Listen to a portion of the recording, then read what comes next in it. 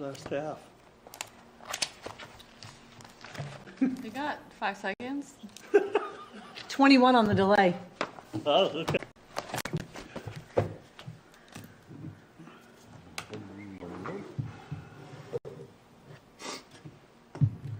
Silent mode on. All right, good evening, everyone. Welcome to the Tuesday, April 11th, 2023 Select Board meeting. This meeting is being recorded and broadcast by Cable Access. We have 4 of our members here in person this evening, and Stephanie is away and will not be joining us this evening. So we will open the meeting, head into executive session, and then we will be back at approximately 7 p.m. to convene in open session. So with that, can I have a motion to enter into executive session? Motion to convene an executive session to conduct strategy sessions regarding collective bargaining negotiations with Foxboro Police Union Local 379, MCOP, AFL-CIO, to reconvene in open session. Second. All right, and we do have to do a roll call. If we can just go straight down the line, please. Mark, yes? Dennis, yes. Leah, yes? Seth, yes. All right, great. So we'll see you back here at 7 p.m. Thank you.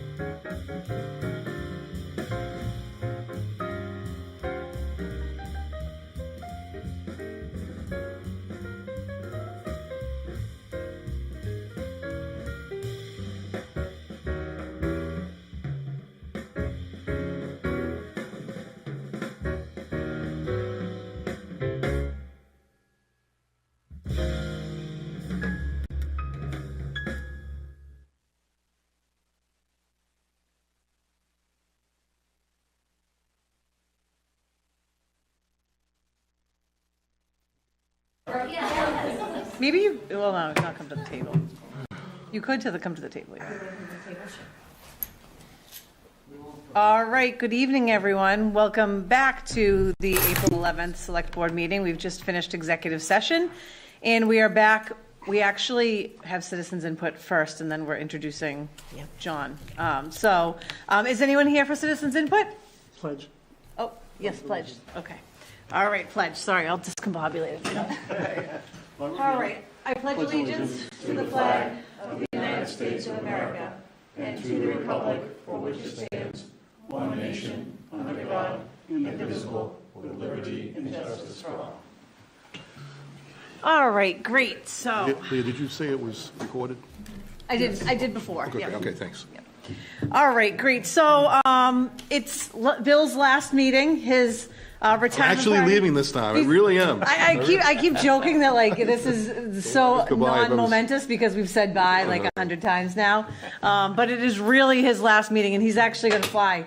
I think. Or are you going to stay? I'm going to stay, Okay, except I for did tonight, ask- only He because a lot wanted of- to fly, and I asked him to And stay. she said, no, stay for tonight. Yeah, sorry, But Bill. I actually, my last meeting will be tomorrow night with the AdCom at Yes. 6 o'clock, so, but I'll be here for a good portion of the day tomorrow. I've got a few things I need to do tomorrow, but. So Bill's real last day is Real tomorrow. last tomorrow. So with that, we do want to introduce John again. John has been here with the board. Many of our fans that watch at home have seen him during our interviews, but he's back this evening to have Bill officially kind of introduce him and hand the torch over. We do have a motion we could probably take 12.1 kind of after you say your hellos, just to officially, appoint you. Maybe just take that one out of order. Yeah, So he was actually appointed, he did his swearing in as town manager yesterday morning. Okay. All right, but this is for the additional appointments Yep. that go with the position itself. Yep. So that would be something you could do either now or then, it's up to you. Okay. All right, great. So do you want to just give us like 30 seconds about your first 2 days and the transition, and we're feeling good? And Yeah, I got to tell you, this is probably the most orderly transition a manager could ask for. Bill and his team have been fantastic. It's been back-to-back. Katie has stacked the meetings up. Got to scamper off to, just get a drink of water in between every once in a while. Didn't even get lunch yesterday, but it was great meeting everybody. The team's been fantastic. The welcome has been wonderful. And everything that I looked at when I applied here and everything I hoped it would be so far is everything lines up. So it's a great community. I'm not telling you something you don't already know. It's a community I feel lucky to be in. And so I'm very happy, and I'm glad you chose me, and I'm really looking forward to being here for a long time and working with you folks. It's been a great transition. yeah, we're lucky for everything, Bill, that you did last almost decade, and we're lucky, John, to have you joining us, and for Bill to kind of transition things so seamlessly and hang on, and make sure that we're able to do that was really important as well. Except when I ask him a question, he starts, well, let me tell you, 20 years ago, this is what was here. And then in 2 or 3, year increments, I get the update to get to where we are today. But the knowledge, the institutional knowledge is phenomenal. So, but I have him on speed dial, so he's. Right. So, and first of all, let me just say, it's really ironic, but John is actually starting at the same time I started here in Foxborough, age-wise, and we started the same month. Wow. Which is extraordinary when you think about it. So, but I will tell you, I consider John to be a new and improved version of me in the sense of what he brings to the table. His knowledge in so many different areas, I think, is going to be a tremendous improvement. Not only improvement, but just a different level that we want to take the organization to. And I think it's a testament to his knowledge and skill level that he's going to bring to this job. So I'm really grateful for that, because when you see a transition happen, you always want to see the transition go up and not level or not down. So I fully intend to see this place going to the next level, which is a really testament to his work, and the testament to the board for choosing him as the next town manager. So that's what I have to say. All right, great. So why don't we just take the motion to appoint him to all the other things that he's taking Bill's spot on, then we don't have to come back to that later if that is okay. It's kind of a long motion. Okay, motion to appoint John Corderre as the municipal hearings officer into the Capital Improvement Planning Committee, SEMREC Board of Directors, Town Asset Review Committee, and MBTA Advisory Board as an alternate member. Second. Any further discussion? All those in favor? Aye. All right, great. So the next item is the finance director. So we have Liz here, who is going to give us an overview on the process. And then I'm going to kind of hand it over to Seth and Liz to kind of help facilitate some of the interview questions that we have, and take it from there. So. Great. Thank you very much, Madam Chair, members of the board. It was a privilege to be able to work on the recruitment process for the finance director, town accountant position. Through that process, myself and Bill Keegan reviewed resumes, and from there we conducted several phone screens and then nominated to come and interview for our finance director interview panel, which consisted of William Yukna, Foxborough Schools Business Administrator, Seth Ferguson, myself, and Barry Lacasse, who's the Assistant Town Manager, Finance Director for the town of Mansfield. We did that on March 28th. During that process, we interviewed 2 very impressive candidates, and from there, we unanimously decided to present Marie Almodovar as a finalist for the Finance Director, Town Accountant role to the Select Board this evening. So now I want to turn it over to Seth. We've put together a series of questions, and we'd like to invite Marie up to ask her a few questions. So thank you very much, Marie.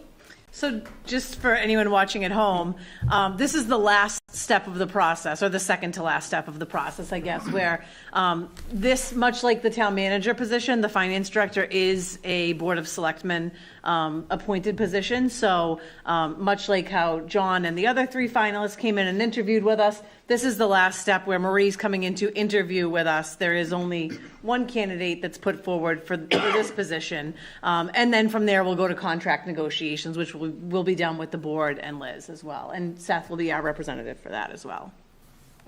So that's just kind of setting the scene for where we're at and what's to come next. Okay. How you doing, Marie? Good, and you? So it's 3 questions, and I'll just kick it off. I'll jump right in. So, what do you consider to be the most valuable and/or unique knowledge base skill set that the director of finance and accounting holds? So that George holds. What is the most valuable, unique knowledge base or skill set that he holds, and how will you gather that knowledge and then in turn share it with your team? So I think, first of all, you have to love numbers to do this this work. And then it's not only understanding it, there are several certifications, courses, things you could take, but then it's translating that knowledge into a final product, which in this case is our budget book, in a way that the normal day-to-day person would understand. And the staff that we have in finance, we all have distinct roles. We know what we need to do on a daily basis, and it's just having that constant communication, making sure that you're all on the same page, that you're meeting deadlines, and just having that trust with everyone. And my approach has always been, my door's always open. If you ever have any questions, need anything, or just want to chat, come in. I'm happy to do that, and I do that not only with the finance team, but with the department heads, with the board members. Even residents come to me and ask me questions. I think that's Okay. Any follow-ups? No? Okay. All right, so the next question, Marie, what will you do as the director of finance / town accountant to promote a healthy and attainable budget, and how will you hold yourself and your team accountable to meeting the town's financial expectations and obligations? Get all that? okay. So I think, first of all, we've maintained a very conservative budget process here, and I would like to see that continue. I do have some ideas or changes that I'm looking to propose for the next budget cycle. And then as far as the team, we have monthly meetings, we have weekly meetings. My staff knows that, when it comes to professional development, you're never going to hear a no from me. If there's a class that you want to take, whether it's a certification or even a soft skills class, we're all open to that. And that's something that's big in this town. The town really invest in its employees, and I've benefited from that greatly. Very grateful for that. When you develop your staff, that only helps them, but the town overall. So I think it's maintaining the good practices that we have in place, the financial policies, and then making improvements or suggestions where appropriate, and getting everyone to buy into the same process. And that's Just a follow-up. So you've been here 4 years, you've seen how the budget's done, you've seen George in action Yes. over those 4 years. It's a very good process, it's a very clean process, it's an excellent process, but nothing's ever perfect. that's correct. So in terms of your view, in terms of priorities, if there's one area that you would prioritize in terms of improvement, what would that be? I think one area would be having more community engagement. What I've seen recently done in some other communities, for example, Lexington, they've done what's called this priority-based budgeting. So I think if, as you all have heard recently, roads and sidewalks are a big topic. So I think if you engage the community from the very beginning, get a list of projects and things that they would like to see accomplished, and then once we're going through the projections and all of that, figure out what we can make work, what we may have to wait a year or two. I think that's something I would look to improve. And then we're currently working on the GFOA budget book.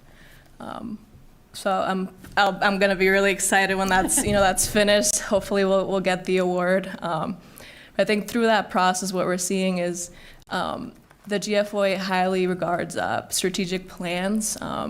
So I think the town really should have a strategic plan that is tied into the budget process with some money put into it.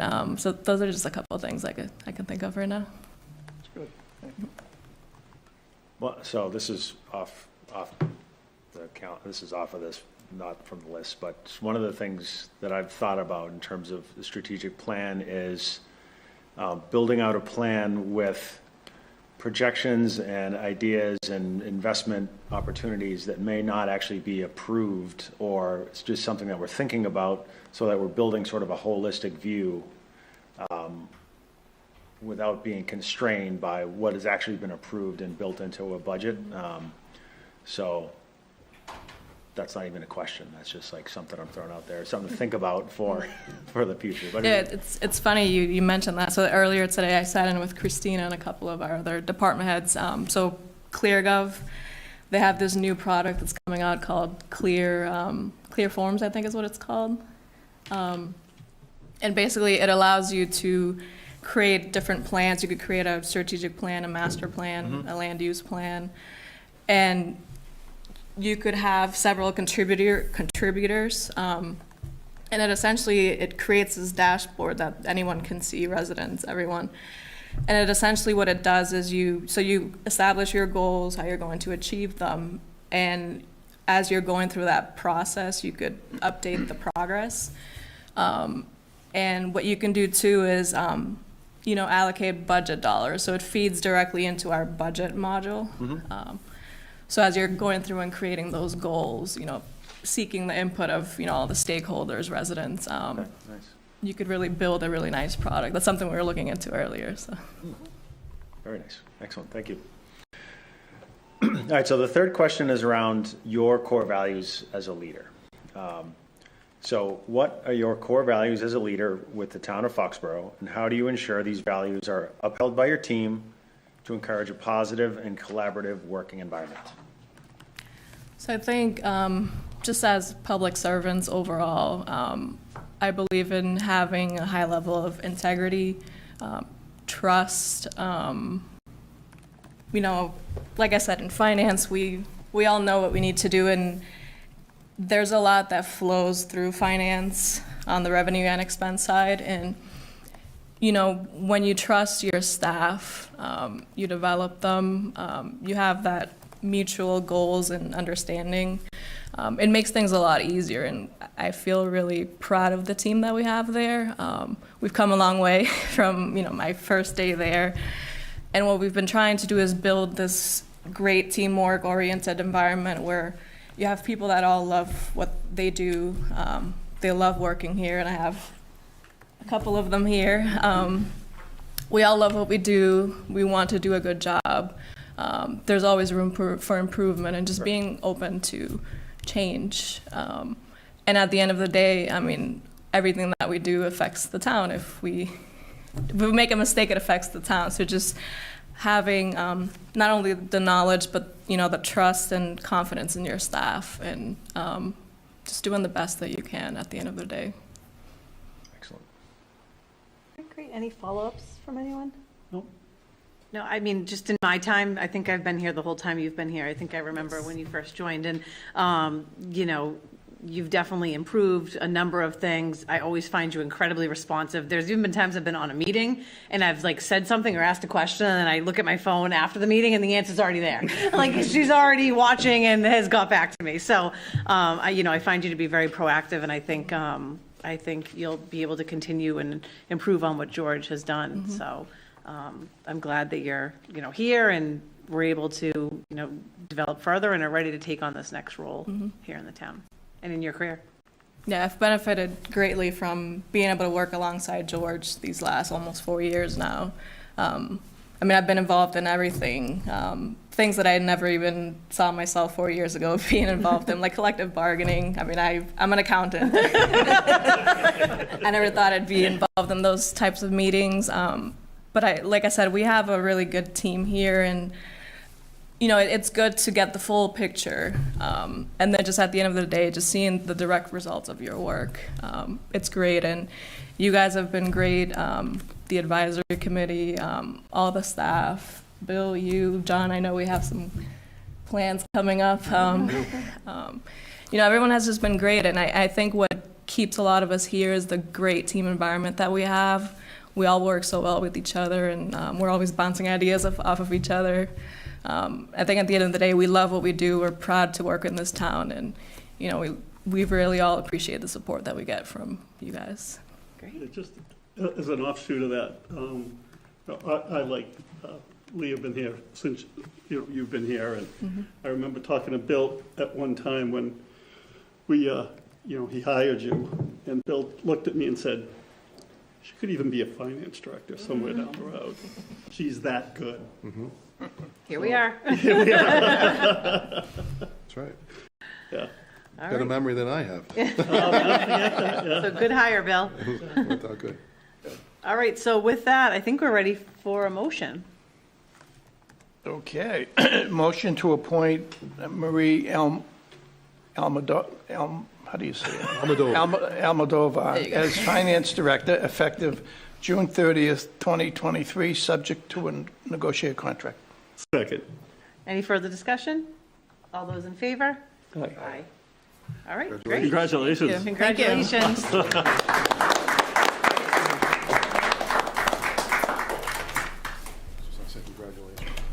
All right, wonderful. So next up, we have a liquor violation hearing for the Foxborough VFW Post 2626. Do we have them here?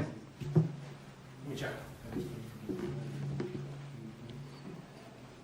feel like I raised her. Okay, we do have a hearing notice that we can read, though. So why don't, do we need to read this? Bill? John? I think you. It's different than like a normal public hearing notice. This is more of their letter about the public hearing. Yeah, no. Yeah, so this is I not, don't yeah, think we have no, to. we don't need to read this. no. Yeah, I don't think this is. It's the next one. I think you just note that it is a public hearing. Yeah, the next one we have a public hearing notice for. All right, why don't we do that second action item while we're waiting, 12.2.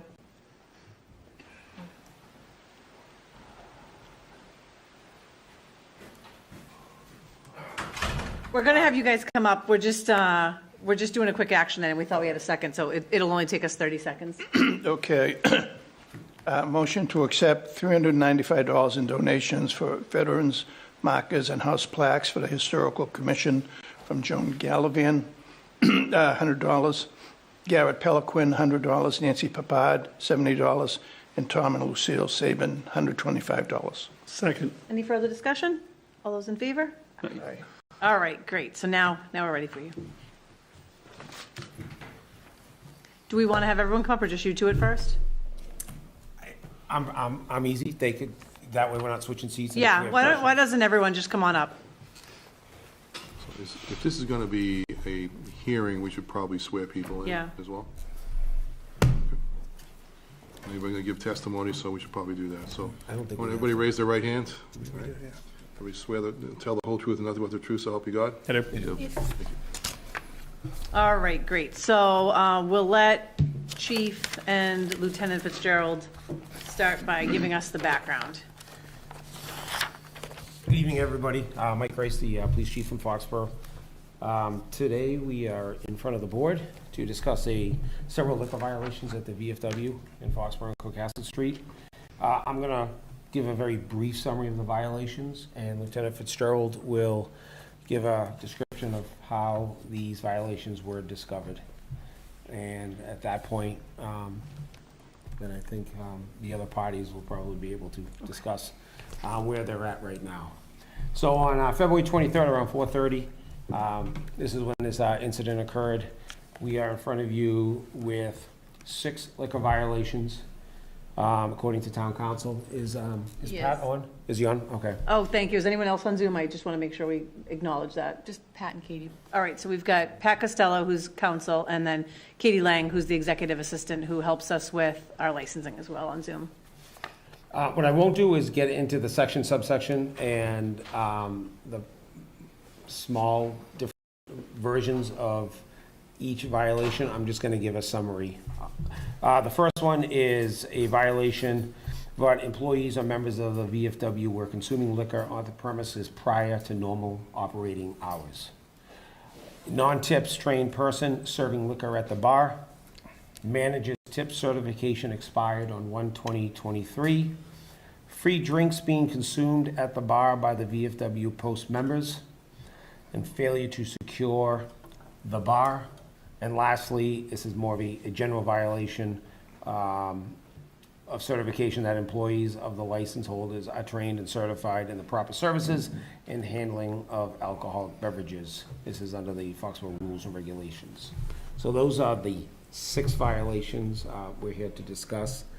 And Lieutenant Fitzgerald will give a summary of the investigation and how the police department became involved. Good evening. Ken Fitzgerald, Lieutenant from the Police Department. So this was back on a Tuesday in February. There was, I try to want to be cognizant of HIPAA and everything. There was what ultimately was a medical emergency in the parking lot of the VFW. Gentleman had gone down. He was found outside. When he went down, it was not witnessed. At that point, based on the nature of how he was found, the area around him, some of the physical situation on scene, it appeared to responding officers to be a crime scene. So I was notified and I responded out with my detectives in the event that it was in fact a crime scene. That gentleman was taken to the hospital.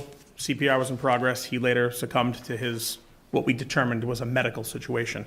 So part of our investigation was to get involved with the management of the establishment and review the CCTV footage to make sure, was there any foul play in the parking lot? Did something happen inside?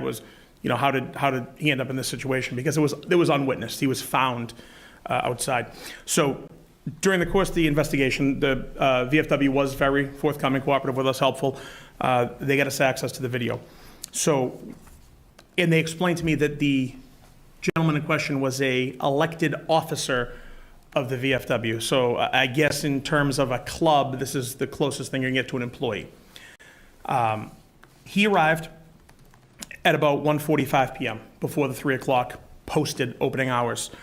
He let himself in, went behind the bar, poured himself a drink, began drinking. Another officer, as they describe it, of the club arrives 15 minutes later, does some cleanup work, is sweeping the floor for about 15 minutes, and then sits down and proceeds to drink with the victim of the incident. These two drink for about an hour and 15 minutes before the tips certified on-duty bartender arrives to open the bar at 3 o'clock. The gentleman who passed consumed 4 drinks prior to opening. The other gentleman, I believe, was 2. And there was no payment for these, no record of payment, no record of any transaction. And that was the staff who were with us tonight, and another club officer, bartender who I was talking to, Miss Maloof, basically said, well, those are officers, which led me to believe that the status officer was entitling them to free liquor. So as we watch further, the on-duty bartender comes on, and over the next 80 minutes, the deceased victim is poured an additional 5 beers. And this person is tip certified, knew that the gentleman had been drinking before. He didn't know what he drank before, but he acknowledged to us, well, I knew he was here drinking, I don't know what he drank. And he gave him 5 beers in 80 minutes. I'm not alleging an overservice violation, those are hard to prove, but it is in that, it's in that kind of realm that it gives the appearance that there potentially is that issue, and I discussed that with the club. And can I just ask, Sure. are they like 12 ounce, 16 ounce, 20 ounce? Clear, plastic, 12 ounce. solo cup size cups, it looked like, yeah. Yeah. So this goes on, and we spoke with the on-duty bartender. He did have proper tip certification. He let us know what happened. Then obviously we watch the video, we see that this is a medical event. So that portion of it's over, but now I'm into the liquor portion. While speaking with Ms. Ford, who's the manager of record, she produced tip certifications for several of the staff. Hers was expired by a month at that point. So basically, that's kind of it in a nutshell. I went back to follow up on the 24th and get I have a thumb drive of the footage. It's uploaded into our report, that sort of thing. And so I spoke really at length with Ms. Ford and Ms. Maloof, and I kind of went over all the bullet point issues that the chief addressed them. I gave them a copy, in case they didn't have one, of the town of Foxborough alcohol regulations, and right in front of them, I highlighted and circled, this is this issue, this is this one. And they basically told me, admitted to me, and acknowledged that this is the practice of the club, that there are many people with keys. Many members have keys. Many officers have keys. They can come in early.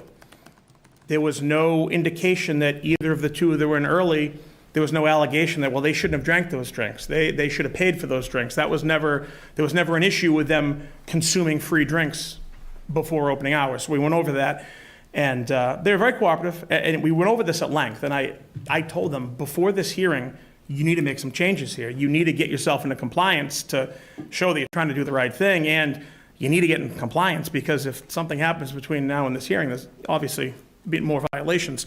So I spent a lot of time with them. I gave them a lot of detailed instructions, what they needed to do, some advice on how to get this situation under control. But it seemed that this was kind of a systemic thing that's been going on for years, with people having access to the bar, people drinking for free at the bar, depending on your status within the club, not getting paid for drinks, serving yourself, and basically all the violations we see.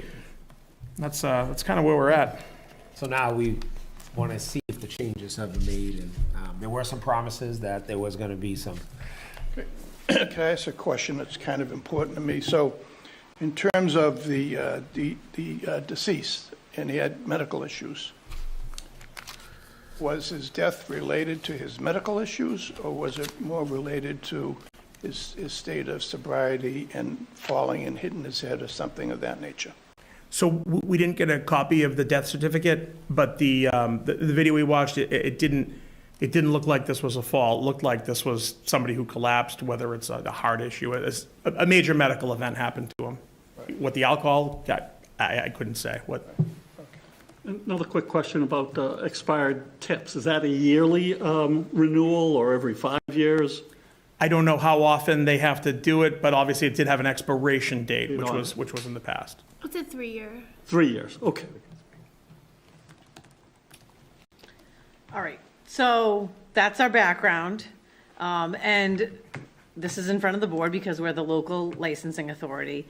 And we do have to make a decision tonight, about what happens as a result of these violations. Pat, do you want to talk, or do you want me to kind of let them know my thoughts first? Good evening, Madam Chair. I believe that the summation that the police officers have just provided is accurate based on my review of the incident reports and so forth. The role of the board, as you noted, is as local licensing authority here. The licensee is subject not only to Mass General laws, but also to the town's rules and regulations with respect to alcoholic beverages. So any violation of either state law or your local rules and regulations could subject the licensee to sanctions. The role of the board tonight is to hear the evidence and, in your discretion, determine what an appropriate sanction, if any, should be imposed as a result of these particular violations. Now, in your rules and regulations, you do have a schedule of sanctions for violations. And for a first violation, which I believe this particular situation is, first violation, your rules and regulations suggest a letter of reprimand and or suspension up to 3 days or both, with the option of imposing a reduced or an earlier closing hour to 11 p.m. for the establishment. So it's the board's role to weigh the evidence and, in your discretion, to impose a sanction that you believe to be appropriate to the circumstances. All right. Christine, is there a way you can quickly add those, the liquor policy here? Just I believe it's at the very end of the, at the end of the packet? yes. I see the police report. Okay. I see the hearing notice, but I don't. Should be page 7. Thank you, Chief. Am I just missing it?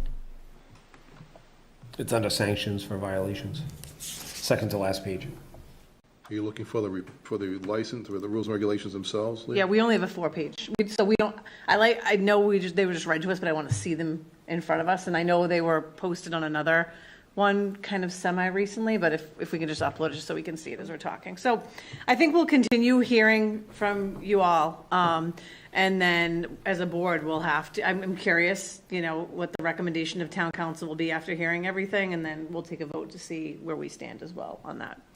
So with that, I definitely want to hear your plan. I mean, it sounds like there's kind of a culture of bad behavior that's accepted up there. So we need to know how you're going to turn that around.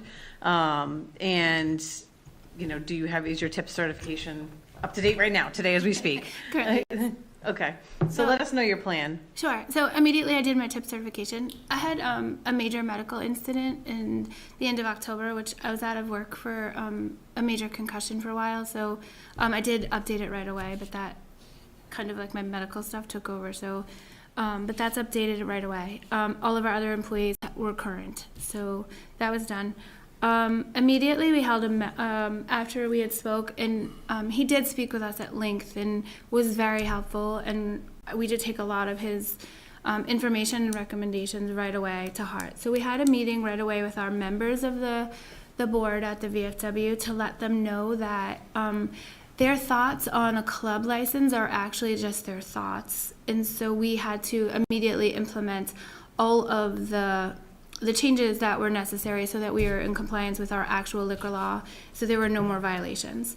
As far as the members who have keys, we recently took them back, like right after that as well. So the only members that have keys are the members that come in the morning to do the paperwork in regards to like all of the veterans paperwork that happens. The commander does like the money from the night before sales and the cleaning. So other than that, like there's no, it used to be kind of like members just had keys to do like various like things. And so now it's very clear, like if you're not coming in to do any sort of the office paperwork or the veterans paperwork, there's really no need for a key. So that removed a lot of that like gray area as far as they kind of just thought they were a member and got keys. So that was done right away. And again, at the meeting, we went over like the violations that were brought forth and how that it's not acceptable to have any sort of drinks before the bartenders. The bartenders were also had a meeting as well, and they were made aware that immediately if there was a violation, they thought that someone had been there before their shift, that there was no way that they were to serve them a drink if they had any sort of reasonable doubt that they had served themselves a drink or had a drink. So on both sides, we made it very clear that this was an issue and our liquor license was very important and needed to be followed very black and white, no gray area in regards to members.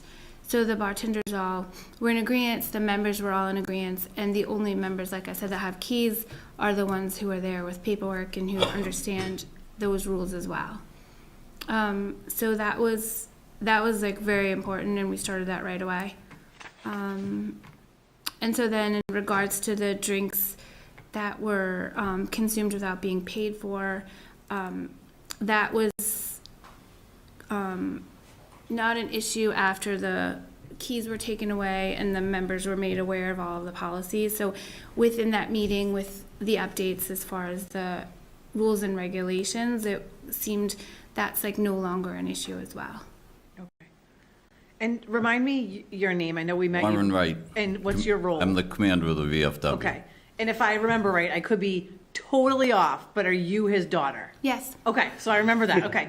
Do you think that are you comfortable with being able to establish those rules in this culture, given how long it's been around with, your father, like the relationship there? Do you feel like you can do the job you need to do? At this point, I feel like in regards to the situation that took place, I feel as though now is like more serious as, unfortunately, like with this sort of situation and what happened, the alternative is that we don't have a liquor license and they're not able to come there and do what they want to do during our business hours, like be with their friends, have their sort of social thing. So I think everybody took it very seriously, and I think there was a lot of clarification that we actually like what our rules and regulations are as opposed to what they kind of thought they could be as a club and as like a VFW. I think now it's very clear, and like he highlighted and so I was able to show like this is the meeting and these are the highlights, and so it's not up to like what we want or what we think. It's just very clear that this is how it has to be. So I do think at this point everyone has taken it very serious and there's no more exceptions or gray area. Okay. And I do appreciate how forthcoming you guys were. I mean, I think that definitely. Well, a lot of people had keys because we have a yearly election. Okay. I've been commander for 15 years, thankfully, yeah. Another issue, but they change officers, so we never take keys, we never did take keys back from people. You might have been the junior vice, the gentleman that deceased, this was his first year being junior vice. So the old one didn't give back his keys. So that's how the keys came to be. A lot of the free drinks, I'll take the rap for that, we don't get paid. I've been there 15 years. I'm there five to 7 days a week. I haven't gotten 10 cents pay in 15 years. It's strictly volunteer. I don't drink there. I live in Franklin. I don't drink in Foxborough because it's a long ride home and I got to go by the police station. So yes, we did. But that's more on me than anybody else because I allowed it to happen because these guys, for their time doing what they're doing, a free drink to me here and there I didn't see what was wrong with it. So I'm more the day-to-day type guy that's there 7 days a week, so. So how many people have keys now? Like I don't know how many officers, is there 10 officers, is there? No, less than that. I believe there's 4 of us plus bartenders. So there's the quartermaster who does all the banking and invoices and help with the day-to-day banking stuff as far as like the veterans paperwork. So she has keys to be able to get in. He has a set of keys. The other officer is the senior vice commander. He is the lottery worker. He does all the lottery day-to-day stuff. So he has a key to be able to do that. And then the cleaning, the one person who's the cleaning. So I think before too, like the culture was sometimes they would come and do their paperwork and then their friends would come like before the bar would open. So that was kind of like the gray area of the culture. Like they knew their friend would be there doing some like the man that passed away would be there, and he would sometimes wait for like the liquor delivery. So it kind of got gray that way, but it's very black and white at this point. Like if you do not have a paperwork purpose or a cleaning purpose, then you do not come in until 3 o'clock, and they don't have the access to come in anymore. And everything's like locked before then, and not until the bartender gets there, and, okay. In terms of your rules and regulations, do new members read them when they become a member?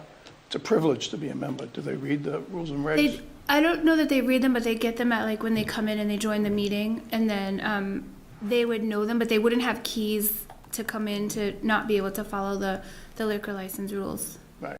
So And new members are so far away, we haven't seen a new member in 10 years. Right. They don't join. Yeah. I'm just wondering about, if there is another violation, what would be the recourse?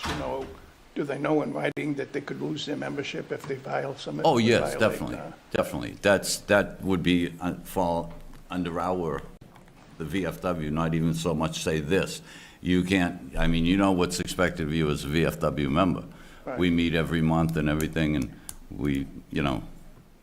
And a follow-up to that as well, as part of our meeting with the bartenders, was also saying to them, like, it's also a responsibility on our behalf if you had an idea that someone was violating and was drinking before your shift. Like, if they're in the building before your shift and you get there and you realize that, like, you are absolutely not to serve them and Right. send them. And then, so they're also aware too that if there was a violation on their behalf, they would be terminated right away. That was very clear for us too, that we have to follow these plans, and they're all in agreement as well that for their protection as well, to not be responsible for serving someone. Because regardless of what we do with the license here, there has to be a deterrent downstream. Agree. You know, Yeah. Change the culture, really. Right. Yeah. Change the culture. Madam Chair, just a follow-up question to the line of questioning you were going to, Dennis, and that was, you said everything's clear in black and white. Have you actually reduced all those things to writing for the membership? Yes, sir. And it's clear, it's been amended in their rules and regulations? I think. No, not as into the VFW rules and regulations. Okay. So, I got to be honest and say, I wouldn't know how to go about doing that as far as, you're now talking about changing our charter. No, I'm suggesting that you have rules and regulations how you operate. we do, yes, sir. And So- so, the members that have the keys, it's been talked about the members that have the keys, and yes, they got written, like, with your key comes a responsibility to follow the liquor laws. So yes, only the key holders got the rules and regulations in regards to what they are allowed to do and not allowed to do. It would probably be a good idea if we had a copy of that. Sure. So that we can maintain it in the record, so in case that this ever happens again, that it's been actually cleared and documented that you did those kind of steps. Absolutely. Probably wouldn't be a bad idea to roll it out to the whole membership, like, not changing your charter or whatever, but just roll it out because, if Bill's got a key and John knows Bill's there and, he comes in, like, just letting everyone know. It was rolled out at the meeting. Okay, Yeah, okay, absolutely. so So it just Right, wasn't no the people who got like formal the people who got the written, like, actual with their, like, they had the key holders. They got the actual written, but at the actual membership meeting, the meeting that followed the incident was made very clear with them that this is what our new rules and culture, and everybody was very okay.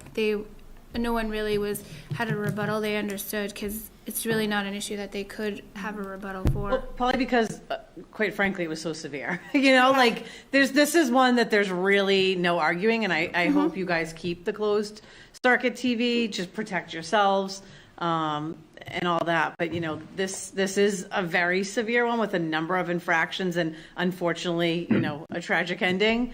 But I do appreciate how forthcoming everyone was, and, to kind of fall on the sword and say, we weren't following up, but here's what we're going to do to fix it going forward. In my 15 years there, and I've been a member for probably 20, we're wrong here. We're not arguing that at all.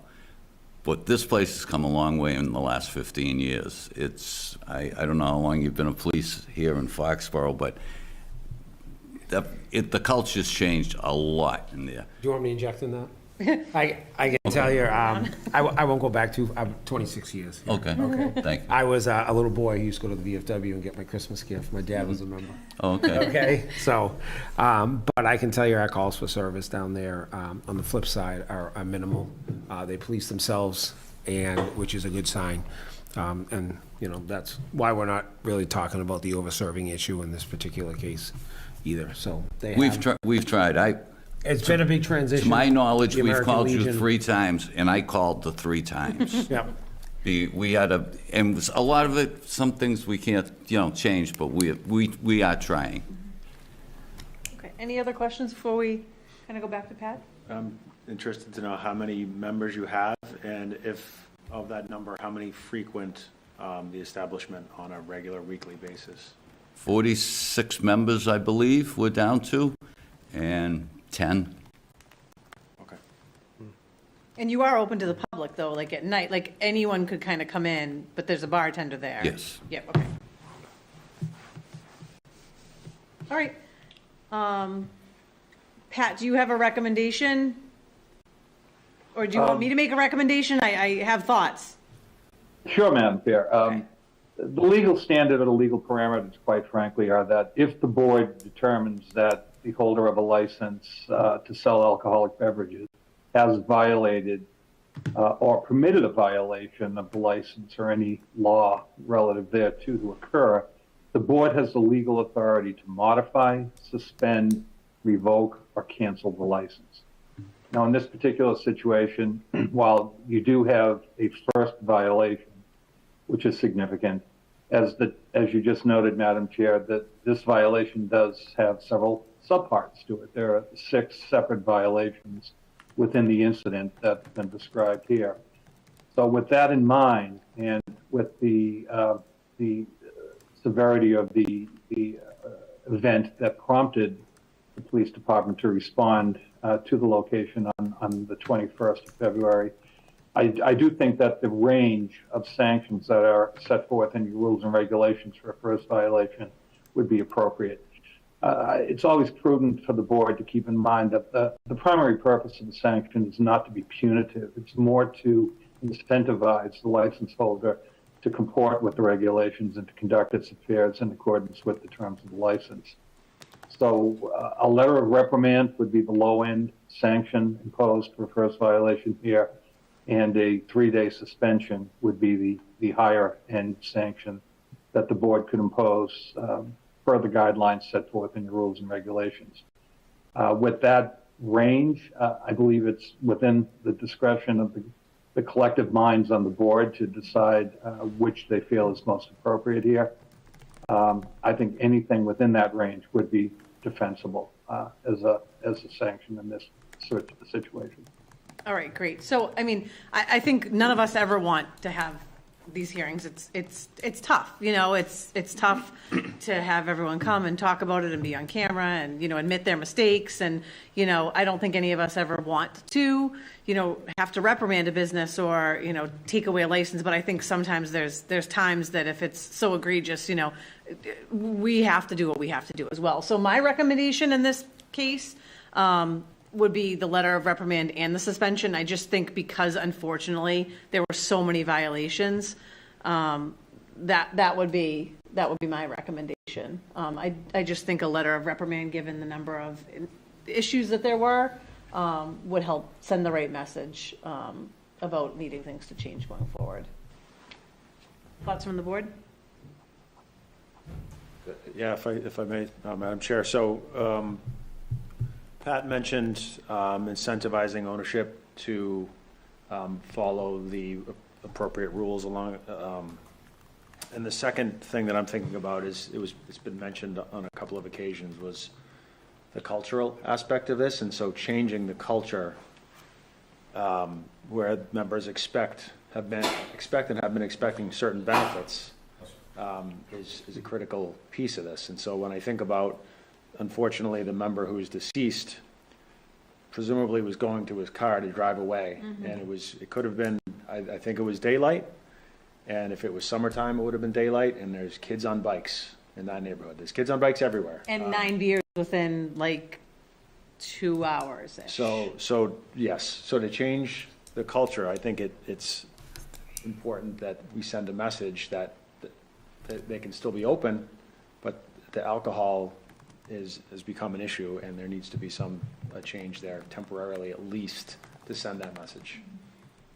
Agreement or other disagreement from this side? I mean, we haven't talked about how long, but I think it actually reinforces your messaging, that this is the outcome. You know, that there is a suspension of X days, and, you know, it just reinforces, because I think that changes the culture for the 46 members and the 10 that are frequent flyers.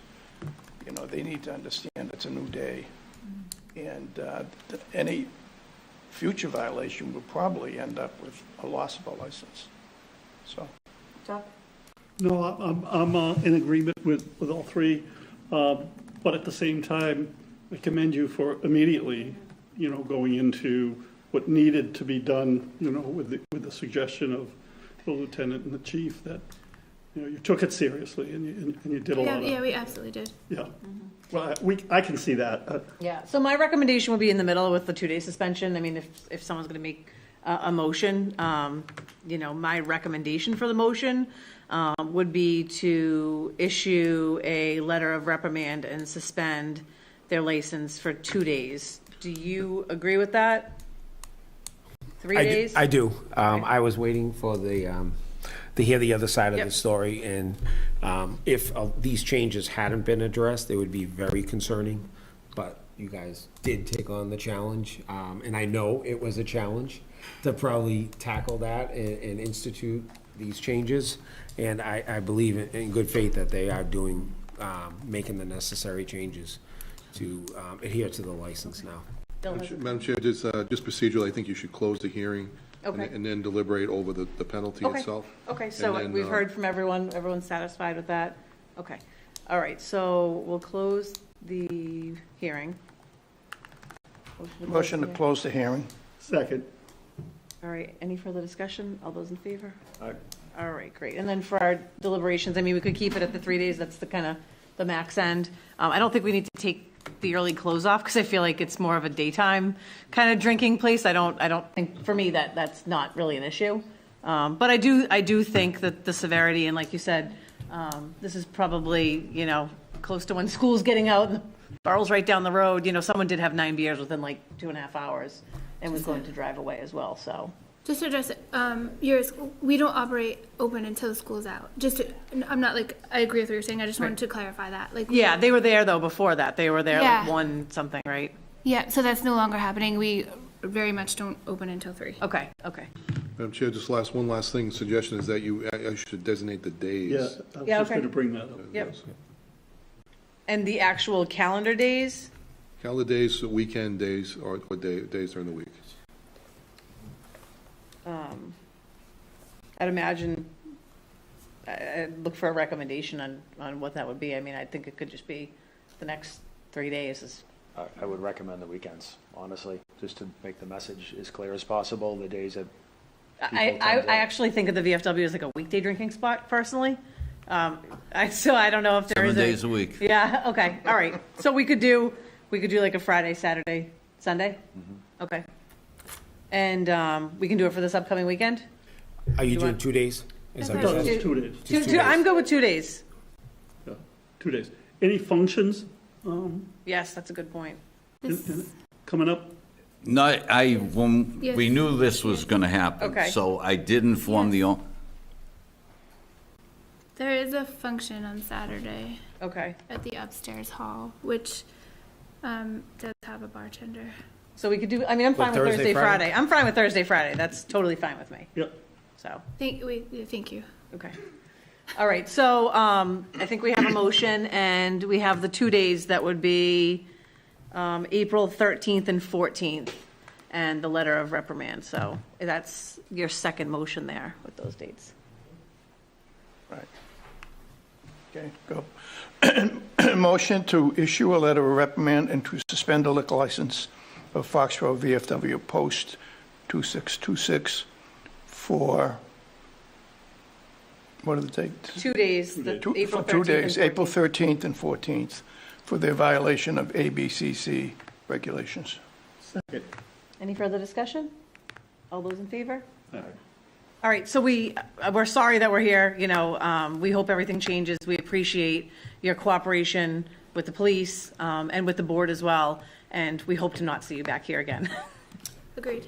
So just We will need the liquor license turned in. The license will have to be turned in actually to the police department for those 2 days. Oh, okay. Okay. All right, so. And what do they have to do with the liquor? Anything they have to do with the liquor? I would just say, tell your members, Yeah. close, Lock the- period, no going in The to do work. big sign will say it up But front. even the key holders, so we Yes. don't drive Right. by and there's 2 cars in the parking lot, and then we have to wonder what they're doing in the basement, just to, The only concern I'm gonna have is Thursday is our liquor delivery day. So should we change that, or are we allowed to go in and just accept a delivery? I mean, I wouldn't accept the liquor delivery. Can you change it to a different day? Well, we haven't gotten one I of can them try. since last week. We can try. It's just our Okay. standard delivery day. So yeah, we can try.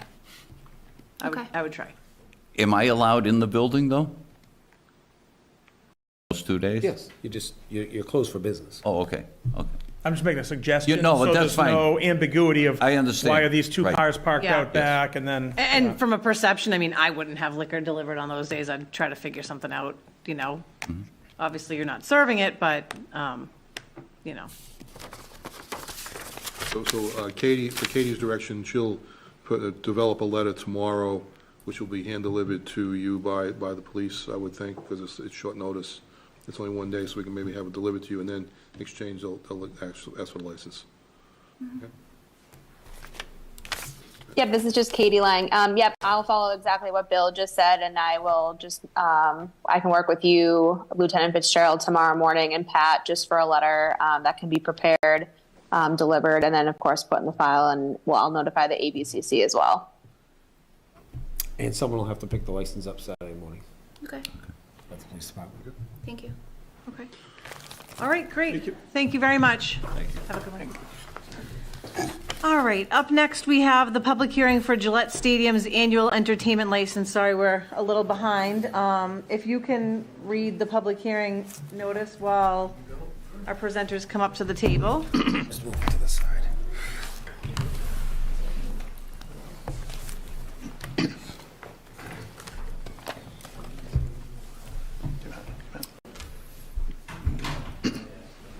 The Board of Selectmen, acting as the local licensing authority pursuant to Mass General Law, Chapter 140, Section 181, and Section 183A, and Chapter 136, Section 4, Chapter 141 of the Acts of 2020, Code of the Town of Foxborough, Chapter 229, and also Stadium Rules and Regulations, will conduct a public hearing on Tuesday, April 11th, 2023, beginning at 7:40 p.m. in the Gala Meeting Room, Town Hall, 40 South Street. Meeting being held virtually. Instructions to be provided when Board of Selectmen meeting agenda is posted.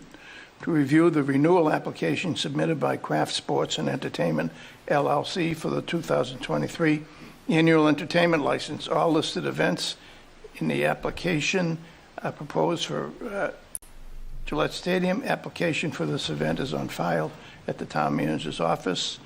All interested parties are welcome to attend. All right, great. So I think this is our second or third? Third, okay. So this is our third annual license for the stadium, where we approve one license with data sheets for the various events that are going to happen up there. So if I can just ask you to just go down the line and introduce yourselves. Blair Crane, SAC committee member. Jesse Nos, Gillette Stadium Craft Sports Entertainment. George Bell, Stadium Advisory Committee. All right, great. So Jess, what I'll have you do is just tell us a little bit about the application, and then George, I'll have you or your committee member read your report as well, and then we'll discuss. Okay, great. Do you want me to run through the individual data sheets or just kind of do the an overarching conversation? Why don't we start with an overarching conversation and the changes? So I know the parking is handled separately, but whatever things you have to hit on. Sure. Go ahead. So it's the busiest summer that we've had with the announcement of our second Bruce Springsteen concert. We broke our previously held record in 2019. So it's people are certainly making up for lost time when it comes to touring and the size of the artists that can fill a venue the size of the stadium, which is great for us. But it definitely presents a lot of challenges across the board for us as an organization and obviously for the community at large. So every event that we've currently got announced is contained here. The big outlier is the Patriot season, just because it hasn't been announced yet. Once it is, you'll get that data sheet. We are in the middle of, or hopefully coming towards the tail end of our renovation project, the $225 million North End Zone improvement, and it's moving along well. I think it's on track to be open and operational by the time, certainly by the get to the last data sheet in here, which is Army-Navy football. But we have a season ahead of us that is busy. We've got events like we've never seen before, like Army-Navy, which is exciting. And then we start the season with Monster Jam, which is now we've had for almost 10 years and has truly become like a community favorite event. Taylor Swift for 3 days, which is record breaking on a whole number of levels. And then closing out the concert portion of our season with Stevie Nicks and Billy Joel, which is also really exciting because we haven't had her at the building ever, and certainly you haven't had him since 2009. So the biggest, in addition to this North End Zone construction project, parking moving forward being included in the price of our tickets is a significant change. The biggest, that announcement sort of rolled out with our Patriot season tickets back in February, but it also is going to apply to all of our concerts. So our Revolution matches have been free parking for years now. As is with Monster Jam, we've had parking included in the ticket, but it will be a change for our summer concert series. So now everybody you essentially have parking already built into the price of your ticket. So we will be doing prepaid parking on the stadium side of Route 1. We are going to roll out those parking passes on a case-by-case basis. So we just launched the Taylor Swift parking, I believe it was last Thursday. And then that parking is prepaid. It's considered a premium, but you are still entering the property off of Route 1. And then everything on the P10, P9 entrances on the other side of Route 1 will be all of the free and general parking. We have delayed exit lots, which we have been piloting for the last 3 years. Now that parking is essentially free. The delayed exit lots were free when you had to pay to park. Now the delayed exit lots will be incented. Everybody who parks in those lots in advance, which you do have to make a reservation, you'll get a $50 Visa gift card on the in and have a delayed exit on the out to continue to incent people to use that. We're actually expanding on that operation as well to include lots of both the north and the south. And then we have worked extensively with the MBTA to better round out our offerings when it comes to concerts. So people are well aware of the train when it comes to Patriot games, and it's very well ridden. However, we haven't been able to consistently provide MBTA service for our concerts, and this will be the first year that all but one of our shows will have not only service from the north, but from the south as well. So we will have trains coming in from Boston and Providence for all of our concerts, with the exception of one that falls on a weekday, because obviously we share those lines with the commuter rail. So it took a lot of work and a lot of coordination, but we're really excited to have that up and running for a season as busy as this one. I think that's two. Thanks, Chief. Sorry. All right, I'm just looking through your notes to see if there's any other bullets I want to call out. Hey, Yeah, go ahead. any changes for Foxborough residents? No, so the Foxborough resident park, you mean with respect to the Patriot season? Yes. No changes. The lot that Foxborough residents are currently parking in is retail space that was announced a couple of months ago is going to be developed into Hobby Lobby. So that pad, right now residents are just parking in the actual retail space and the pad is undeveloped. I believe they're going to break ground very soon. So for the 2023 into 24 Patriot season, Foxborough residents are going to be parking in that same exact retail space. It is going to be a little bit smaller because the construction laydown area for Hobby Lobby is going to eat into the parking lot a little bit, but there's plenty of space to accommodate all of the residents who have resident parking. So that's my very long and protracted way of saying, no, nothing's going to change and you're going to be in the same spot. It'll look a little bit different, but. All right, and George, we have a note from you with a number of the same items. Anything else you want to call out from the review committee? Well, I just, in Great general, note. I want to say that we had a great meeting of all town boards as part of our review meeting. And so, and with the format that had been set forward in terms of the annual license, the parameters of it, made it really eye-opening, but easy. I mean, the end times to the concerts, it's well laid out. Jess had good comments in terms of, that no issues, they understand. Again, the background license, I would say, we're looking forward to it. Total cooperation from police and fire. So I thought it was very well laid out, and in terms of the comments that we made, I think the one thing that Jess was, very open about is the Luke Combs concert. There are going to be 2 stages that'll be outside of the stadium. But in order for people to access them, they have to go into the stadium. And I think that'll be helpful based on the fact that it's a festival-style concert. It starts early. We've done that before, though, haven't we? It'll actually look just like Monster Jam, most likely. The only reason we don't have a set footprint for that yet is because we haven't actually seen it up and running. So we have a team going out, I think it's next weekend, or it could be the week after, to either Detroit or Nashville to look at how they've operationalized this setup. So the ticketed event begins at 5:45. That festival space opens somewhere between 2 and 2:45, so it is a little bit earlier, and it's emerging artists, and it's essentially an extension of the stadium footprint, which is exactly how we operate Monster I saw Jam. that for another festival, though. Did it get canceled because of COVID, maybe? Oh no, you're thinking of we had the Mad Decent block party. That's it, yeah. the And that block was going to party be one. the Yeah. same, that was going to be far more extensive. Okay, but But yeah, same it was going to concept? be a similar concept, and then that ended up folding before it Okay. came to us.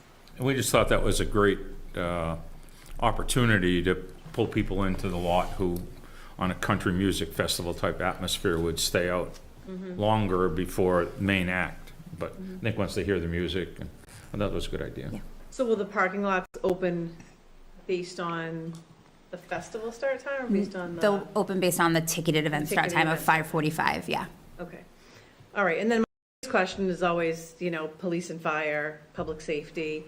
Do you feel satisfied and have everything you need related to everything that's in the application? Yes, as the licensing process has evolved, I feel it's getting better and better. Jess and her team, obviously with Dan Murphy, they have brought in, I'm not sure, John Flaherty's new title to kind of oversee multiple levels within the craft group. Has absolutely been fantastic to work with. Bill Christensen, who's the vice president of Team Ops, and Joe Parr, who runs is game day security operator. They work hand in hand with all the police and fire. We recently just had the 32 police chiefs and commanders down, and Bill and Joe came down, and they talked about and thanked the officers and the departments for their support. Just didn't talk about it, but there's many other things that they're doing. For example, with the MBTA trains, the craft group's going to supplement. If the train's not filled for a concert, they're going to pay the difference to make sure that train keeps going, which is fantastic, especially for some of the traffic. The Army-Navy game is just so dynamic, what it's going to bring to the community. I mean, the steering groups, probably the football is going to run through the center of town from the marathoners. It's going to be excitement at all levels, and really highlight the need to bring attention for the Army and armed services and people enlisting. So many programs have been happening up at Gillette for veterans. If you've been watching, everything from education for the superintendents to funding the school programs, it's been awesome. We have taken on some challenges with the parking. as we foresee, this is a big change. I don't think we've seen this change, and I don't know how far back, but I think based on the we don't have to adjust the traffic management plan. The goal is that the cars are going to get in faster. I don't think it's going to all go into Gillette. I think football fans are still going to go to some of the satellite lots, and we'll have that meeting with all of them as well.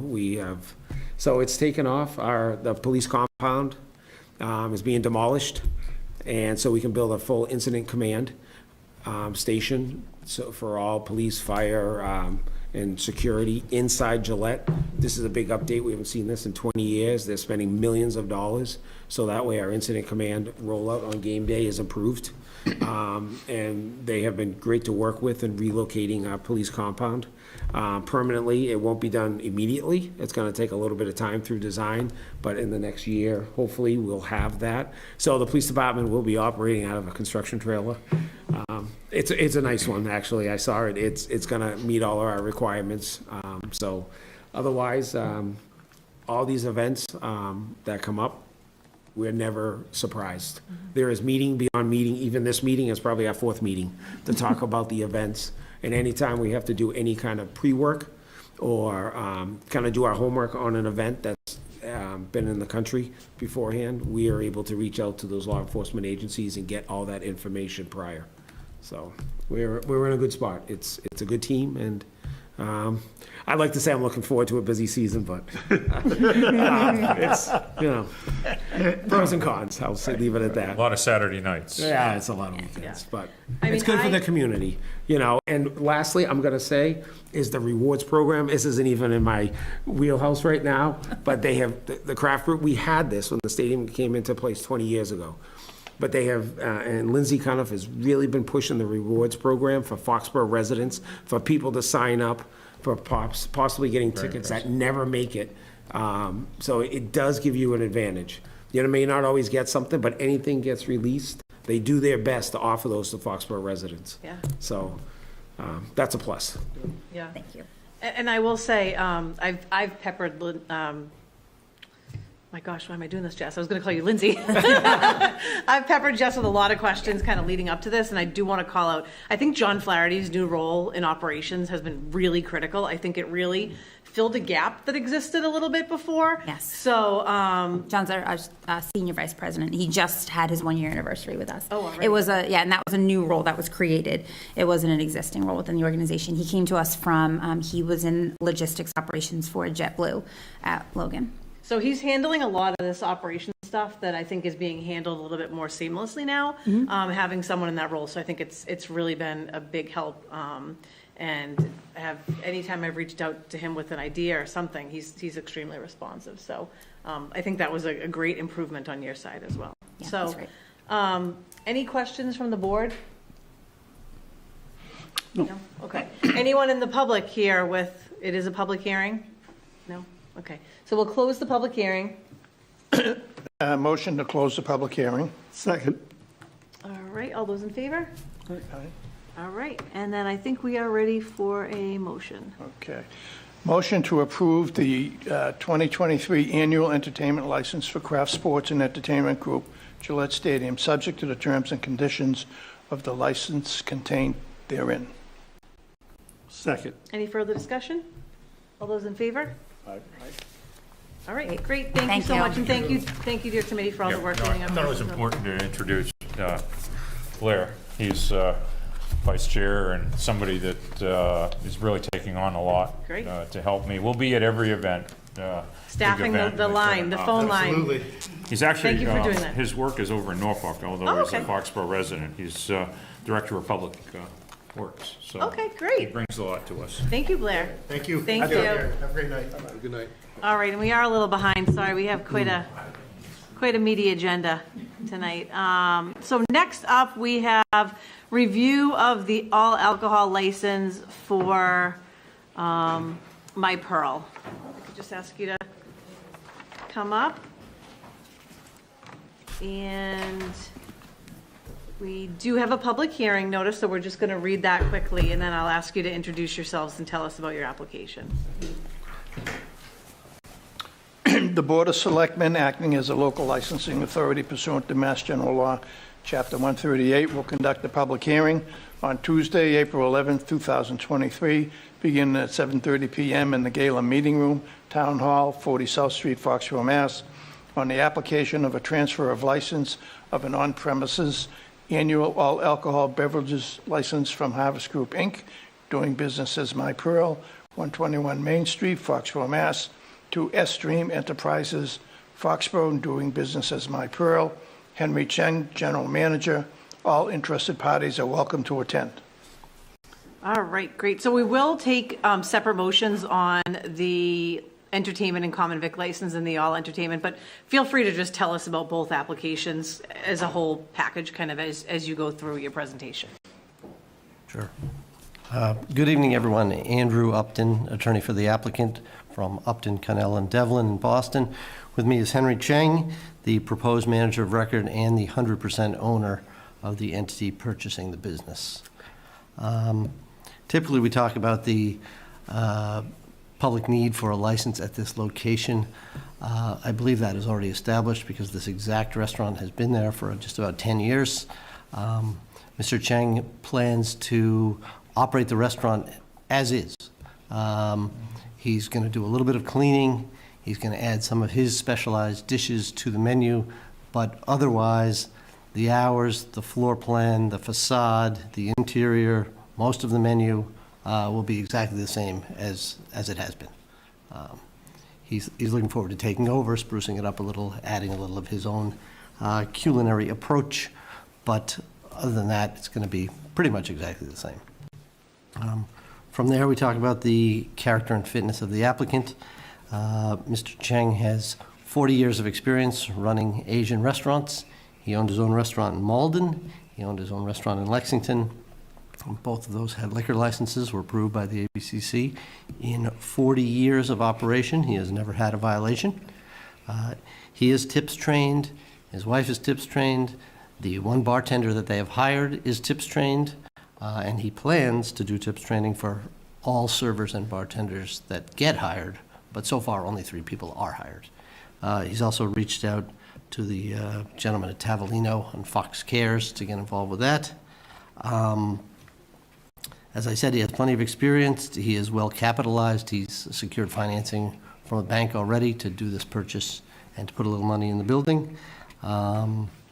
And lastly, I will say the reason he is coming to Foxborough is because, as you may know, the Marr family owned this restaurant for 10 years, and Mr. Cheng was a high school friend of Mr. Marr and Mrs. Marr, and has known them ever since. He opened his restaurant in Lexington when they opened this restaurant, and they've been friends and colleagues ever since, and Mrs. Marr saw this as an opportunity to exit the business for herself well, keeping it going and having a friend operate it. Okay. So with that, we're certainly glad to answer any other questions, but that's basically the overview. Okay. Any questions from the board? Interested to know if you're maintaining the prior or the other restaurants, or is this the primary now? No, I don't have the prior restaurant. The Okay. other restaurant is sold, okay, but just this one right Okay. now. So your time's dedicated to this one? Yes, Yeah, okay. yes, yeah. Thank you. And you said you're going to keep the existing staff and chef and all the people that are there currently?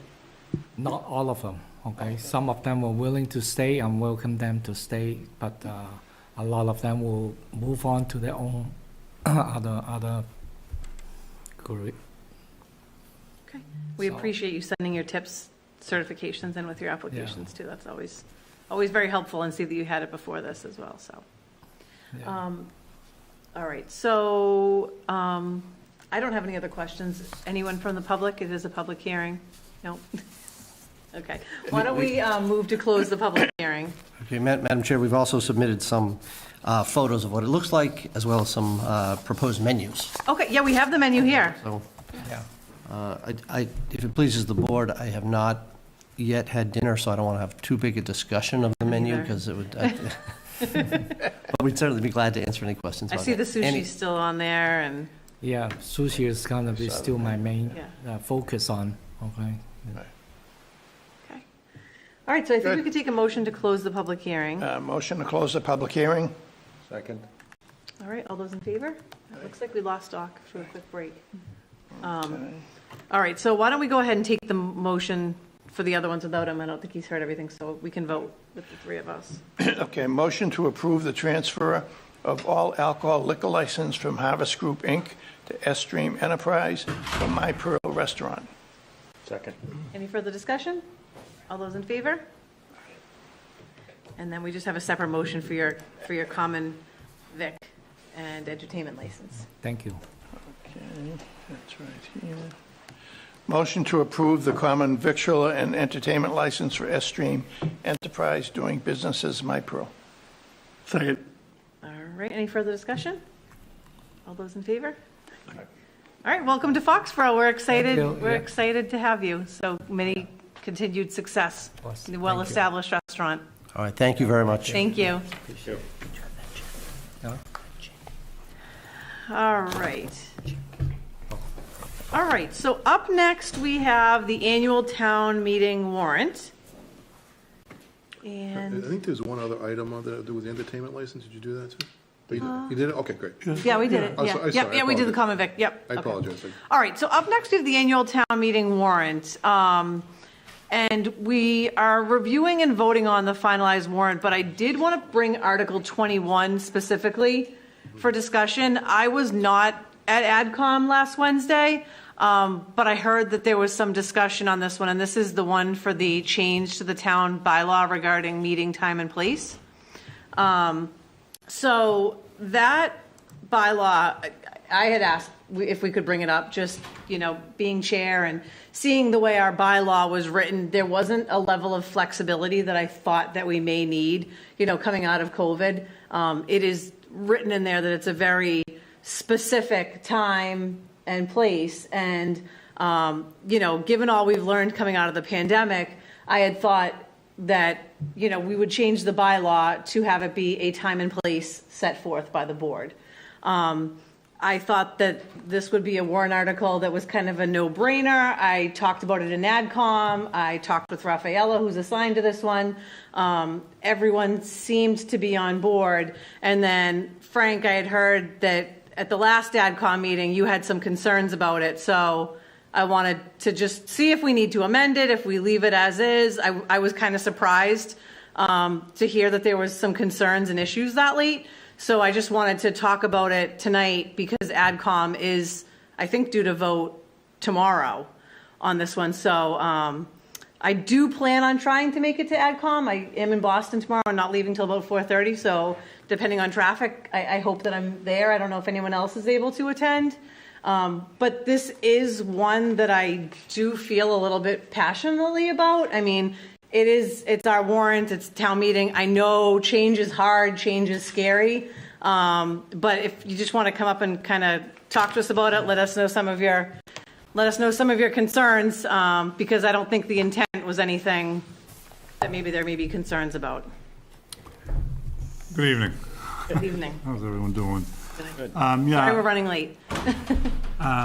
Yeah, I was at the advisory committee meeting last week for another warrant article, and this was brought up, and I gave them my opinion. The only change really in this warrant article, even though it's written in a different order, is the wording that that the actual meeting of town meeting, not the polls, Right. the time can be set by the Board of Selectmen at any time. It's always been set at 7:30. The polls are always the first Monday in May. The continued meeting for the town meeting is the second Monday in May, starting at 7:30 at the place designated by the Board of Selectmen. So it's always been 7:30. Now, in the past, there have been discussions about the time, the time and changing it, but you got conflicting people. If you started earlier, you have people that are coming home from work, trying to get something to eat, maybe see their kids for a moment or in a game, and then getting to town meeting.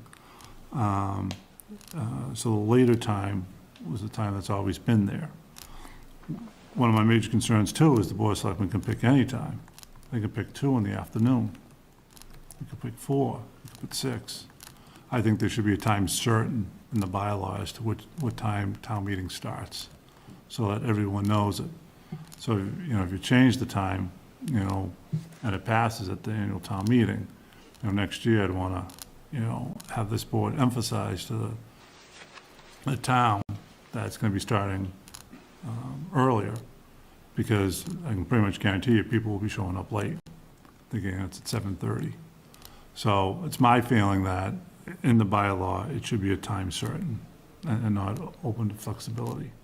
The rest of it is just rewording and authority about continuing adjourned meetings to a time certain, and that's in the state statute anyway, so it's not really necessary.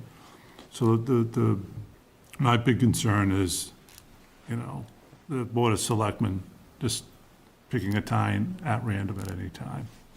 And I think it should be a time certain in the bylaw.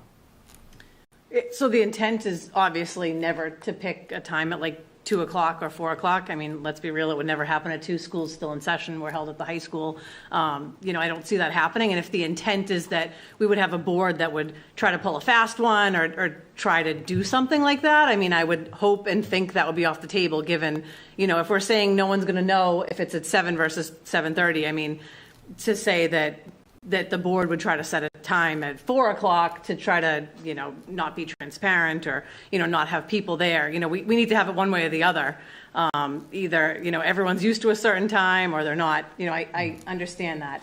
I do think that a little bit of flexibility is good. Sometimes we might have 30 articles. Sometimes we might have 5 articles.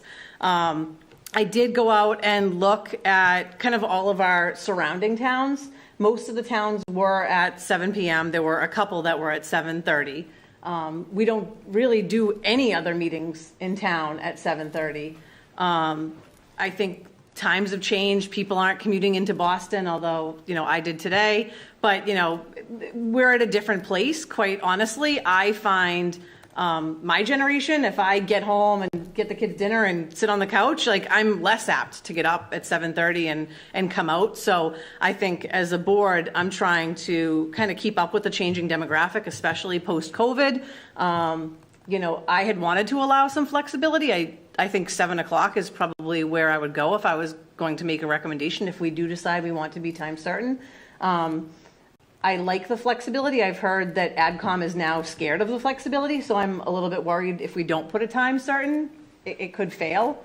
But I think if we're going to fail this, I mean, if the AdCom is going to not vote for this because they're scared that the board is going to do something like schedule a town meeting at a time to not get people to go, we've got much bigger issues. Really, quite frankly, it seems a little bit like a scare tactic. To make it sound like not a good idea, when in reality, I don't think that would ever happen. And if it did, like I said, I think we've got much bigger issues. And would we have a quorum if someone tried to really pull a fast one like that? The other question is what are you trying to fix? I mean, town meetings are usually done in one night, so it's not as if there's an issue here that needs fixing. You might not think there's an issue. I think that we start late. I think would have a better quorum if we started a little bit earlier. And I would even rather be home, at 10 versus 10:30. There's been times I've gotten out of there at 1 a.m. So I like there to be able to be some flexibility depending on, how long the warrant is. Like, to me, if we have 5 articles, we could start at a certain time. But if we've got 30 articles, starting earlier, would make sense in order to get through it in a reasonable time. And, to be able to have people that, have children at home that may be home alone or to get into work the next day. So I would suggest potentially seniors might appreciate starting a little earlier too. Yeah, I agree. I mean, Yeah, but then you have, this has been talked about previously. Then you have parents with young kids or kids in sports that would rather have it later, And also, I think... That's anecdotal. It's maybe... I think it should be a time certain. Yeah, I'm a parent with kids with sports every night. I work full-time. I'm a single parent. I think whichever way you go, there's going to be things on both sides, but it's important to me to make a town meeting. So if I have to, leave my child's game, I don't think it is going to make a difference really that night, whether I'm there at 6:30 or 7:30. I'm more apt to go if it's earlier, quite frankly. but it's, I definitely get the message. I think you want it to remain at 7:30. No, no, no. I want Okay. a time certain. A time certain, okay. I think if you said 7, I'd have no problem with that. Yeah. I just think, in the past, Board of Selectmen has played games with the warrant. They put articles in certain places in the order. Now, we've always gone in the order that the Board of Selectmen, put it on the warrant.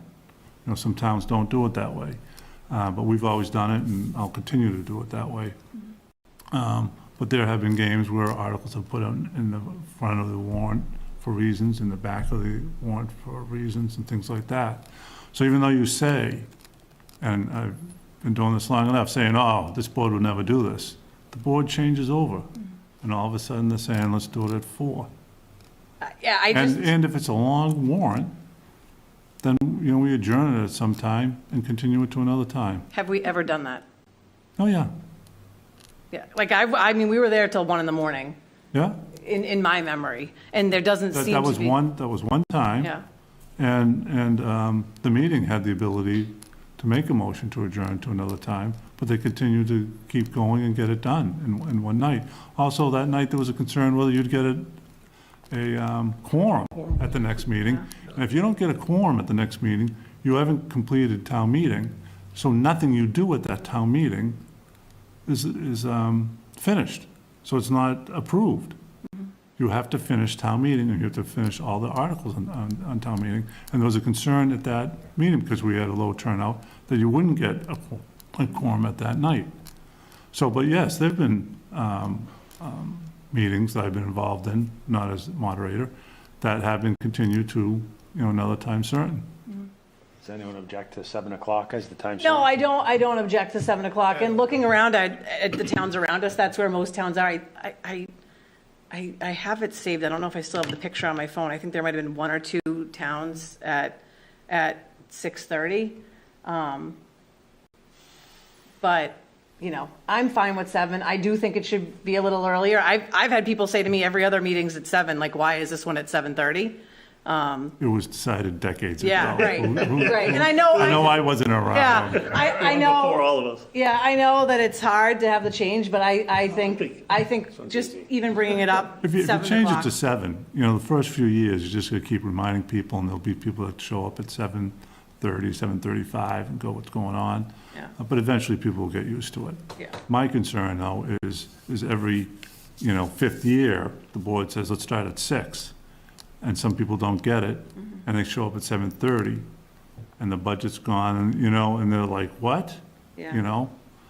So I think it should be a time Okay. certain. So it That's my sounds biggest like concern. we're good with, if we want to change it, can we change that to 7 PM then, and I'm move good that with forward to AdCom? Because I do think that it's on the later side. I would like to see a little bit of movement on this one, and I think we'll be more successful if we have a time certain based on the feedback coming out of that. Okay. Any concerns? No, I think Okay. 7's fine. Concerns? My big concern was the time certain. No? I just agree with Frank, it should be a time certain. Okay. And, you could, there's been talk about, let's change it to a Saturday, and you talk to the towns, it doesn't change. Yeah. It doesn't change how many people show up. But just so everyone's clear, it'll be at 7:30 this year. This will be for the future.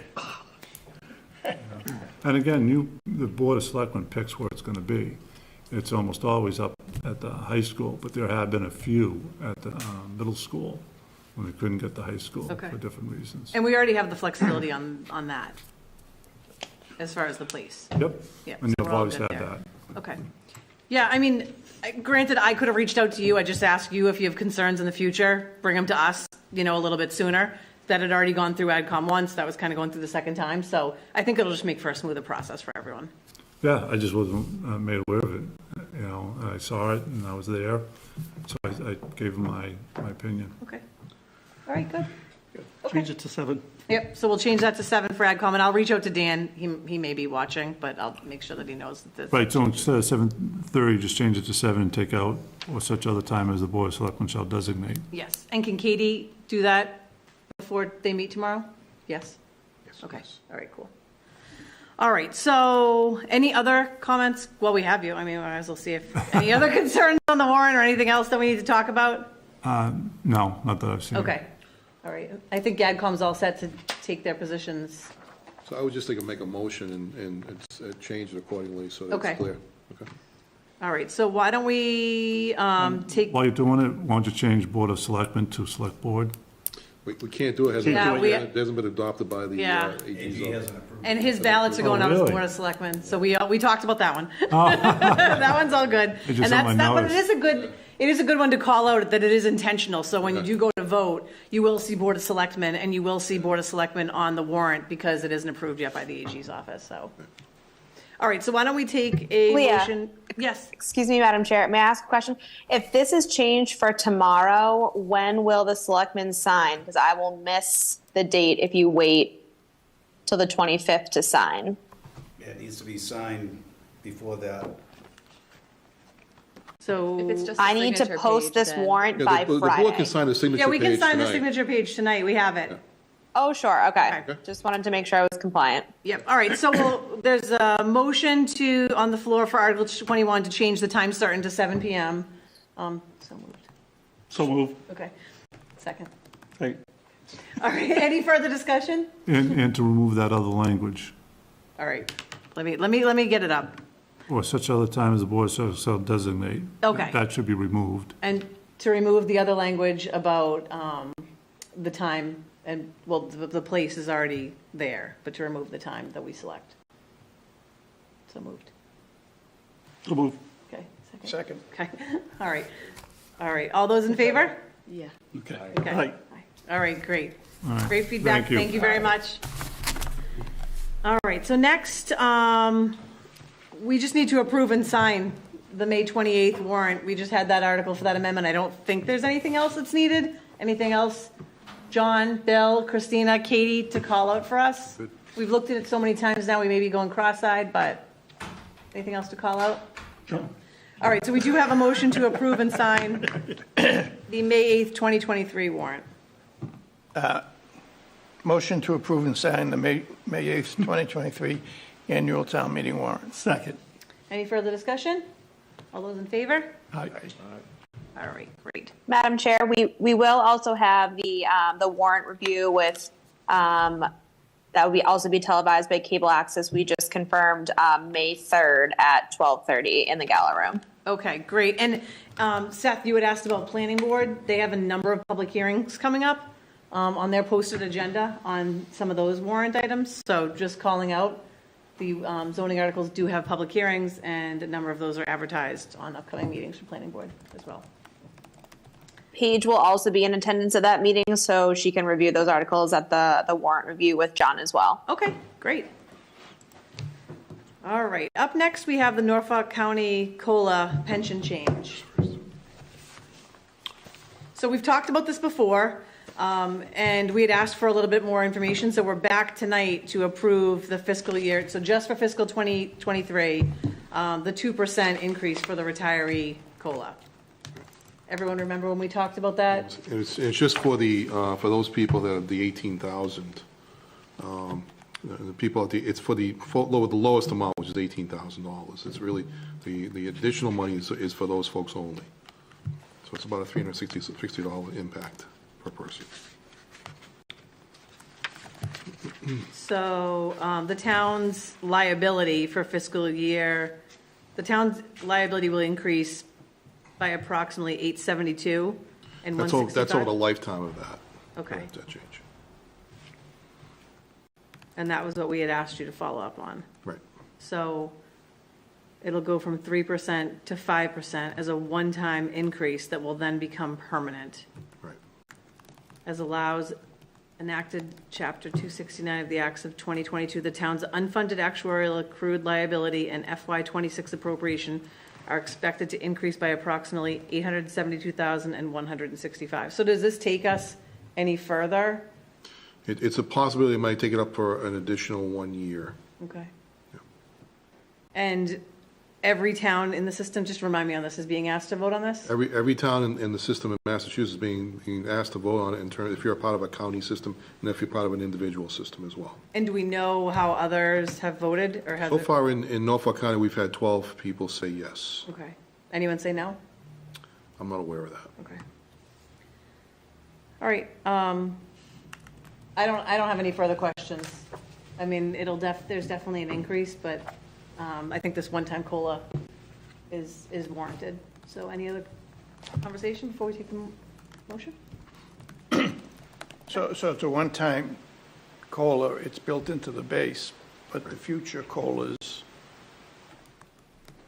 Will be based off of that. Off the new dollar based amount. off of that, but it Right. wouldn't be the 5%, it would be Exactly. a new COLA. Right. Right. Just wanted to Right. clarify that. So let's say it's $100, you get the increase. The 2%, sorry, the 3% in the future is based off the new dollar amount, but it's Right. still the 3%, not the 5%. Right. And the impact to our pension cost is not going to really affect us until 2025, FY '25 or '26. 26, according to the actually, letter. yeah. Okay. Motion? Motion to approve the FY '23 additional 2% retiree COLA. Second. Any further discussion? All those in favor? Aye. Thank you. All right, now we're on to John's first and Bill's last. Town manager's update. All right, so I'll defer to John. Okay, He's the new guy. So this is my hard-hitting part of your meeting, right? yep, So, not much in terms of a general update, other than what I had said earlier, making great rounds, meeting everybody. And I'm open, we'll be meeting with you individually as well. But also, as part of that meeting, give some thought to if there's anybody else that you would think that I haven't touched base with, that you think I should. Looking for that guidance from you as well. In terms of the town property use, there's a few things going on. There's the Foxborough softball car wash that's going to take place at Town Hall on April 29th from 10 a.m. to 3 p.m. Then there's the teddy bear picnic on the Common. I'm sorry, that's July 20th from 11 a.m. to 1 p.m. And then last but not least, you have the Jay-Z Summer Concert Program, which is Thursday nights, beginning on June 8th and running through August 10th. And those are 7 p.m. to 9 p.m. So. all right. And that's all I have tonight, Madam Chair. And the one thing I did ask was the car wash. This has come up just for a little bit of history. Yeah. You know, we can't do car washes when there are water restrictions. When there's a water ban, and the So, applicant knows that. Yeah, so it will be subject to there being no water restrictions Correct. at that time. I Madam don't have- Chair? Yes. Katie, I did talked with Chris, so he is good for us to approve, or for John to approve any car washes in April and May, and then we'll kind of move from there. But the week of the event, I will reach out to him and Bob, who's the department head of water, and just verify that we're still a go, and all applicants will know that moving forward. Okay, So great. that's kind of our process. Sure. All right. Bill, anything for you there? I think I said a lot of my stuff the other night, on Thursday night. By the way, I just want to say thanks to everybody that was able to make it. I know that some, folks weren't able to do that, but I appreciate everyone that was there. It's been a great run. I mean, I have great staff, great members of the boards, and all the folks that I've worked with in this town have been truly supportive in so many different ways. My wife said she's watching tonight, so I say hey to my wife who's watching tonight. So, and she never watches these meetings, by the way, but she says, I'm going to watch tonight. She might not still be watching. Yeah, she may not be. She's going to text me in a second. You watch, she's going to text me whether she's there or not. But yeah, it's. I'm just grateful for that, and I'm looking forward to a new life, a new chapter. I don't think I'm going to take a little bit of a hiatus from town meetings for a while. It's been a long run for doing that, but again, thanks to everyone for a great run here in Foxborough and for an overall career in public service. So thank you very much. And good luck to John. John's a great candidate for this job. I'm really glad he's doing it. I've known John a long time and have a lot of faith in his efforts, and his ability. Okay. Yeah, and thank you to Christine and Paige, who threw an epic party. It was almost like a wedding. It was awesome. It was absolutely awesome. really, Yeah, it was really great. And to my staff, Katie and Christina and Liz, who's the newest member, they're just tremendous folks, and they do so many great things for us. I made the mistake the other night of missing my two grandkids and my son-in-law, and I got to tell you, I'm saying this on TV so my daughter won't be mad at me anymore. But it was an oversight in my speech, and I'm really I really feel so badly about that, but they, of course, are so important to me on so many different levels, as these folks have been supporting me since I've been here. So thank you to all of you for that. Appreciate that. Yeah, so we're lucky Thanks, to have Katie. you end your career here with us. You've accomplished so much in the almost decade. You leave behind a legacy of unbelievable department heads. I think it speaks to, you know, as John said, just the way things are being turned over. You know, you run a great shop. It has been an absolute pleasure to work with you. You are a mentor for so many, not only in town, but seeing you kind of in action at MMA and everything else that you do. It's quite clear how well respected you are in the industry. So thank you for everything that you've done. You truly have become a friend, and I don't want to cry, but I really You're gonna make me cry in a minute here. but so- I really have kind of been pretending this isn't happening. But unfortunately, you know, it is, and you will truly be missed. Thank So you. thank you, Appreciate that. Bill. Thank you all for that. Appreciate that. And don't be a stranger, Bill. Come and see us sometime. No, it's going to be I'm taking a little hiatus, like I said, just for a while, but, little break. but I'll be around. So, and if you ever need anything, you know where to reach me, and my phone will always be open to you guys. Thank you. Thank you. Did you changing that number though? You gonna I'm keep not that? changing my number. I'm Nice. keeping Okay. my number the same. your wife, huh? Yeah, that's, so All right. I just don't have all my business cards anymore, so just, so it doesn't go. And thank you for hanging out for this whole meeting. You know, there was a lot going on in this meeting. So at first, you know, Bill was going to kind of hand it over with some of the liquor stuff we haven't seen before. You know, I think it's good to kind of do it together with just some of the knowledge, because this was definitely a more complicated meeting. Well, you know, in fairness to John, I mean, John really went from the frying pan into the fire, so to speak, because Yeah. he went from Northborough, he did yeoman's work to try and get them ready before their transition. Right.